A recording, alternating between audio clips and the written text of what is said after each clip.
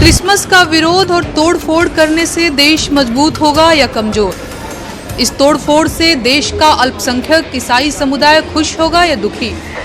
अपने ही देश के नागरिकों को डराना किस तरह का राष्ट्रवाद है?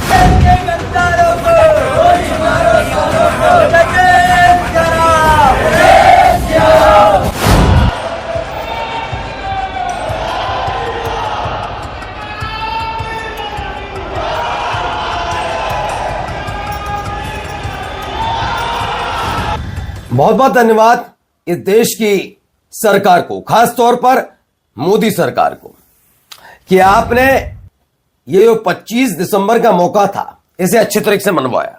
मैं इसलिए कह रहा हूं, लफंगों का झुंड सड़क से लेकर स्कूलों के अंदर और कहां नहीं तमाशा करता रहो, तुम लोगों को शर्म नहीं आई। और इस देश का गृह मंत्री तो कम से कम उनको तो शर्म आनी चाहिए, क्योंकि इससे संदेश पहुंचता है इस देश का गृह मंत्री कितना गैर जिम्मेदाराना है।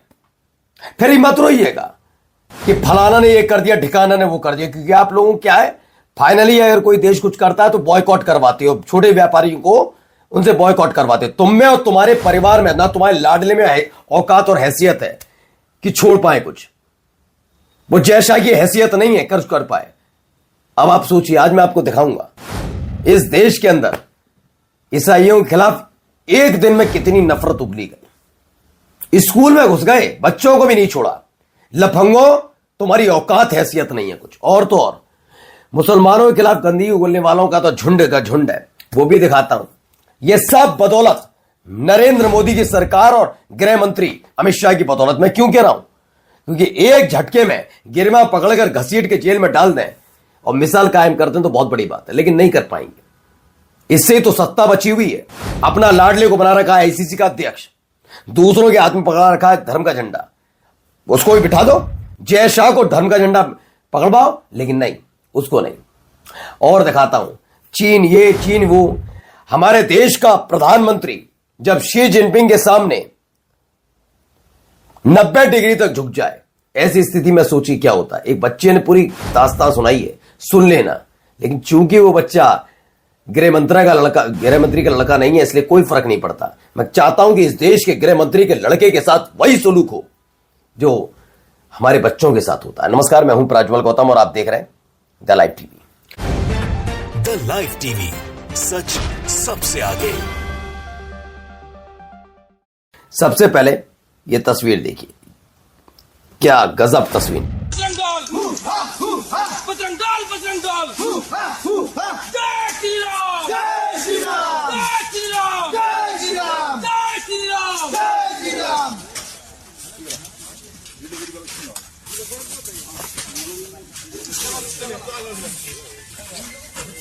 तो भैया खबर निकल कर आई है वीएचपी और बजरंग दल के लफंगे। मैं पूरी जिम्मेदारी के साथ कहता हूं, विश्व हिंदू परिषद का वो बंसल जो वो भी सुन ले, और बजरंग दल का जो भी लंपट हो वो सुन ले।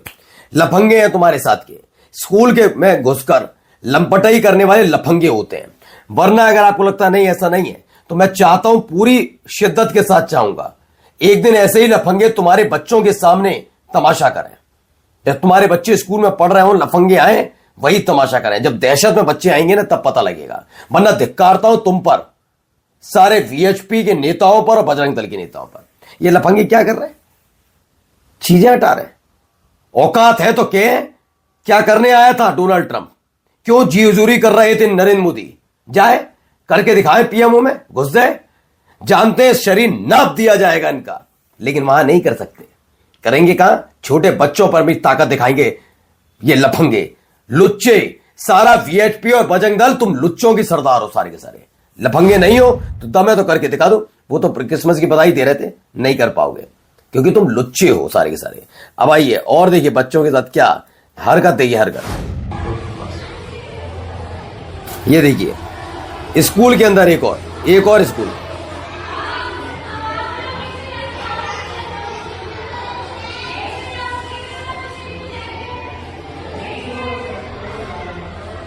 ये देखिए लफंगों को झुंड घुस गया। मेनली 2 लोग ही थे। यही 2 लोग थे क्या सब में? राजस्थान के में शिक्षा के मंदिर सेंट जेवियर स्कूल में क्रिसमस डे पर स्कूल पर बड़ा हमला हुआ। नागौर में एक निजी स्कूल में अचानक 10 से 15 लोग आए और तोड़फोड़ शुरू कर दी। लाठी डंडे लेकर आए लोगों ने स्कूल स्टाफ से मारपीट करते हुए धमकी दी। स्कूल में 400 बच्चे मौजूद थे जो दहशत में हैं। 400 बच्चे दहशत में। शर्म आती है इस देश के गृह मंत्री को, वरना चुल्लू पर पानी भेज दें। हो सकता है भी आपका लड़का बड़ा हो गया। मैं चाहता हूं जय शाह के बच्चा जिस स्कूल में पढ़ता हो उसमें लफंगे जरूर घुसे, तब इस देश के गृह मंत्री को थोड़ी अकल पड़ेगी। अकल वो तो है ही है, झोला उठाऊंगा निकल जाऊंगा। और इस उत्तर प्रदेश के मुख्यमंत्री को फर्क नहीं। मोहन यादव और ये भजनलाल शर्मा को दो कौड़ी की इज्जत नहीं है। ये लफंगे ही कर रहे हैं। भजनलाल शर्मा, तुम्हें शर्म आती है? या तुम्हारे बच्चों के स्कूल में भी ऐसे लफंगे भेजे जाए? गिरेवा पकड़कर घसीट कर अगर डाल दो तो, लेकिन तुम डालोगे तब ना, तुम्हारा आका नाराज हो जाएगा। तुम्हारी हैसियत ही नहीं उस लेवल की। ये लफंगे ही कर रहे हैं। बच्चों को दहशत में डालते हैं। आओ अगला देखो, दीदी ने ज्ञान दिया है, दीदी को ही सुन लीजिए। दीदी में हमारी क्रिसमस का विरोध और तोड़फोड़ करने से देश मजबूत होगा या कमजोर? इस तोड़फोड़ से देश का अल्पसंख्यक ईसाई समुदाय खुश होगा या दुखी? अपने ही देश के नागरिकों को डराना किस तरह का राष्ट्रवाद है? इससे तो देश कमजोर होगा।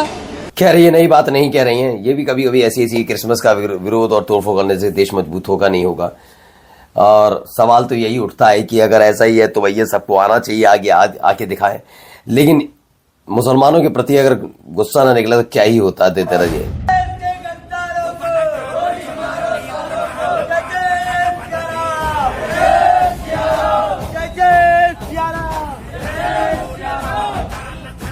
अच्छा, देश का गद्दार कौन है?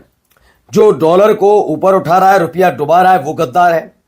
जिसने अर्थव्यवस्था की ऐसी तैसी कर दी, वो गद्दार है।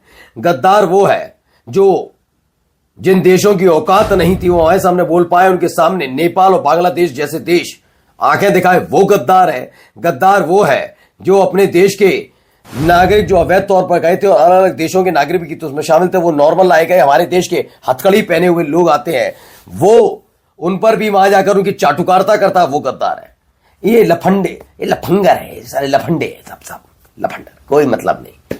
मैंने कहा ना, दिहाड़ी मजदूर हैं, मिल जाएंगे 2-2, 250 रुपए, उसके बाद खुश हो जाएंगे। कहां से खबर निकली? देखो, मध्य प्रदेश इंदौर आए, वही चीख चिल्लाई। देश के गद्दारों को शर्म उस आदमी को भी नहीं, मंत्री बना बैठा है। वो सोचता है कितना बड़ा नेता हो रहा है। सबका हिसाब किताब नहीं हुआ तो बेकारी है फिर, ठीक है ना। अब जरा याद ही, ओहो,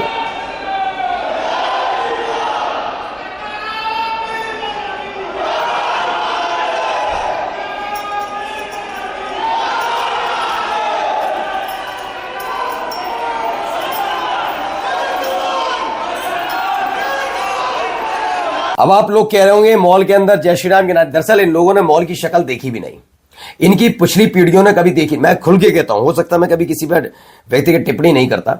लफंडर है ये, इनको पता था इनकी औकात नहीं है मॉल के अंदर कदम रख पाए। औकात तो है ही नहीं इनकी तो औकात ही नहीं है ये कुछ खरीद भी पाए मॉल से। क्यों? पढ़ते लिखते, पैसे कमाते, लायक बनते।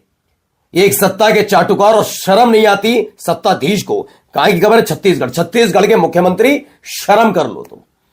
लफंगों का झुंड घूमता है, कितने गिरफ्तार हुए। मैं कहता हूं घसीट के इनको डालो और राष्ट्रद्रोह में जेल में डालो। हिम्मत और हैसियत है तो नहीं कर पाओगे, क्योंकि तुम्हारी सत्ता चमकती है ऐसे लोगों से। मैं कह रहा हूं ना, एक बार बीजेपी के नेताओं के बारे में पता लग जाए, उनके बच्चे वहां पर हैं, ऐसे लफंगों को छोड़ दो वहां पर और वही लफंगापन कराओ, तब देखता हूं, तब काय करने ना लग जाए। जय शाह का बच्चा जहां पढ़े वहां घुसो, फिर देखते काय नहीं करता है देश का गृह मंत्री। लेकिन चूंकि आपके बच्चे हैं, आपके लोग हैं, इसलिए इन्हें फर्क नहीं पड़ता। मरते हैं तो मरने दो, चीखते हैं चीखने दो, है ना। आइए जरा इधर भी सुनिए। ये तो और बड़ा लफंडर, पता नहीं कहां से आया है और इसके पीछे खड़े हो रहे हैं लोग। असलियत खुलने लगी है इसकी। एक इंटरव्यू के लिए आया था तो बाल कटवा रहा हूँ। वैसे सर जी आपका नाम क्या है? मोहम्मद साजिद। तो हमारे मोहम्मद साजिद भाई मेरा बाल वगैरह काट के दे रहे हैं ताकि मैं इंटरव्यू वगैरह कर सकूं। याद है ये लफंगा, ये भी ज्ञान दे रहा था। जानकारी 2 कौड़ी की नहीं इस आदमी को, 2 कौड़ी का व्यक्ति। आइए जरा, और जाते आते कुछ खबरें दिखाओ। दादा कुछ खूबसूरत तस्वीरें निकली इसलिए दिखा रहा हूं। मिली है केरल की मुस्लिम दंपत्ति अब्दुल्ला और खतीजा से। इन्होंने एक हिंदू लड़की को गोद लिया जिसके माता पिता का निधन हो गया था और बाद में हिंदू रीति रिवाज के मुताबिक उसका विवाह किया, एक हिंदू लड़के से करवा दिया। इस मुस्लिम दंपत्ति को हमारा हार्दिक सलाम है। ये कहते हैं ना लव जिहाद, अरे दो दो कौड़ी के लोगों और दो दो टके हुए पल्ले वाले लोगों, तुमने देश का केवल सत्यानाश किया है। हिम्मत हैसियत और सरकार से पूछ कर देखना कि उनकी खुद की पार्टी के जितने मुस्लिम नेता हैं उन्होंने मुस्लिम लड़की हिंदू लड़कियों से शादी की। तुम्हारी औकात नहीं है, पूछ पाओगे, क्योंकि तुम्हें दिहाड़ी मिलती है।